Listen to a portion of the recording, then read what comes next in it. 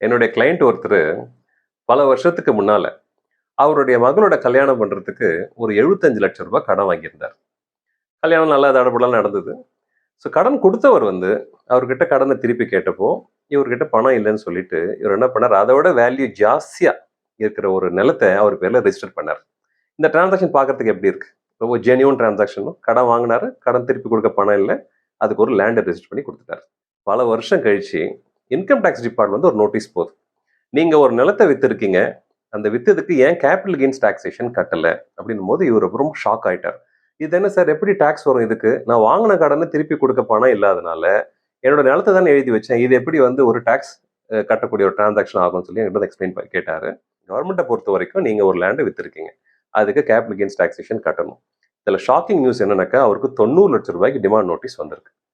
நான் வாங்குன கடன் 75,00,000 தானே சார். ரூ. 90,00,000 எப்படி டாக்ஸ் கட்ட சொல்லி வரும்? அப்படின்னு சொல்லி கேட்டப்போ, இவர் வந்து டாக்ஸ் கட்டாததுக்கு, அட்வான்ஸ் டாக்ஸ் கட்டாததுக்கு, டிடிஎஸ் கட்டாததுக்கு, ரிட்டர்ன்ஸ் ஃபைல் பண்ணாததுன்னு சொல்லிட்டு எல்லாத்துக்குமே இன்ட்ரெஸ்ட் பெனால்டி எல்லாம் போட்டு, இன்னைக்கு ரூ. 90,00,000 வந்து அவருடைய நோட்டீஸ் வந்து நிக்கும். உங்களுக்கு சட்டம் தெரியல அப்படிங்கிறதுக்காக, நீங்க அந்த சட்டத்த ஃபாலோ பண்ண முடியாதுன்னு அர்த்தம் இல்ல. ஒரு ப்ராப்பர்ட்டி ரிலேட்டட் மேட்டர் நீங்க பையிங்கோ, இல்ல செல்லிங்கோ பண்றதா இருந்தா, உங்களுடைய ஆடிட்டர் கிட்ட ஒரு கன்சல்டிங் கேளுங்க. அவங்க சொல்ற அட்வைஸ ப்ராப்பரா ஃபாலோ பண்ணுங்க. இந்த மாரி ஒரு ஷாக் உங்களுக்கு ஃபியூச்சர்ல வர்றதுக்கு நீங்க அவாய்ட் பண்ணலாம். Thank you.